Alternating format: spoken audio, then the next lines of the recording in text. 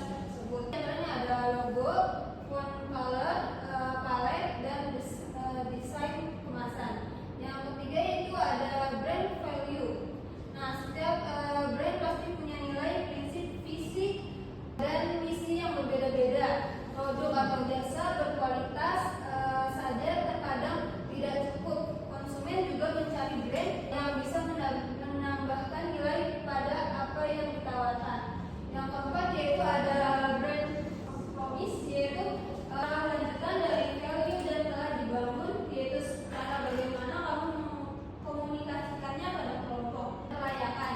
Hal ini juga meliputi visi statement yang pastinya membutuhkan komitmen untuk mewujudkan publik, kemudian bisa menilai seberapa besar komitmen brand dalam memenuhi janjinya.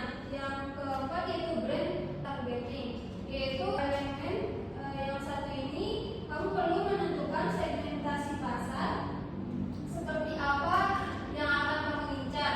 Kamu harus tahu kelompok mana yang paling membutuhkan produk atau jasamu. Proses menyusun brand targeting mengikuti rumusan demografi, karakteristik, persona konsumen lainnya.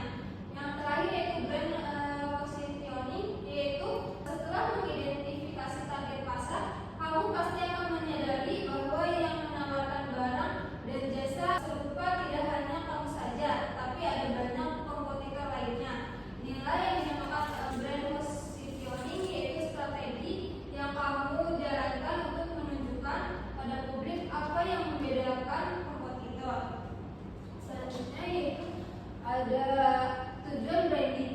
Tujuan branding di sini ada 3. Yang pertama untuk promosi dan daya tarik. Ketika kamu memiliki brand yang kuat, persepsi yang baik dan diingat publik, promosi akan lebih mudah dilakukan. Konsumen akan cenderung memilih brand yang kuat ataupun yang diingat. Yang kedua itu ada sebagai pembeda.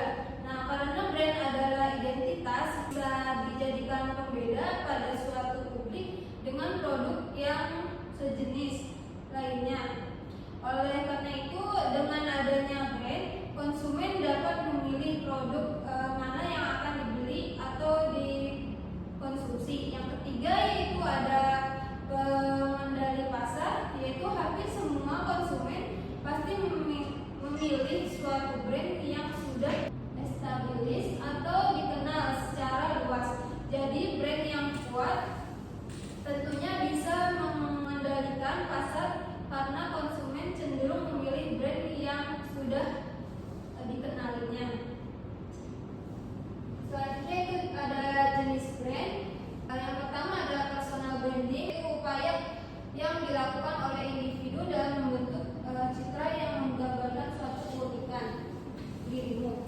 Yang kedua itu produk branding, yaitu jenis yang mungkin paling banyak diketahui oleh banyak orang.